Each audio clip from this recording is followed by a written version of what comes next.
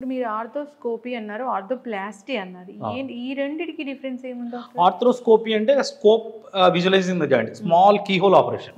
అంటే స్కోప్ జాయింట్లోకి వేసి ఏదైనా ప్రాబ్లం ఉంటే క్లియర్ చేస్తాం. ఆర్థ్రోప్లాస్టీ అంటే replacing the joints. Plasty is plastering, so replace the joints. దీనికి మినీ ఓపెన్ టెక్నిక్స్ ఉన్నాయి. సో మనం ఓపెన్ చేసి ఇప్పుడు హిప్ అనుకోండి, హిప్లో మోస్ట్ కామన్గా పోస్ట్ కోవిడ్ చాలా కేసెస్ చూస్తున్నాం. ఏమవుతుందంటే పోస్ట్ కోవిడ్ రెమిడిసివిర్ స్టిరాయిడ్స్ వాడారు, ఏవియన్ హిప్ వస్తుంది. ఎర్లీ స్టేజ్లో అయితే స్టెమ్ సెల్స్ ఇవ్వచ్చు. లేట్ స్టేజ్లో వచ్చారనుకోండి జాయింట్ రిప్లేస్మెంట్ చేయాలి అక్కడ హిప్లో.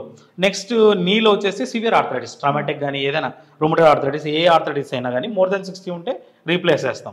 ఇప్పుడు అడ్వాన్స్డ్ ట్రీట్మెంట్ వచ్చి షోల్డర్ జాయింట్స్ కూడా రీప్లేస్మెంట్ వచ్చింది.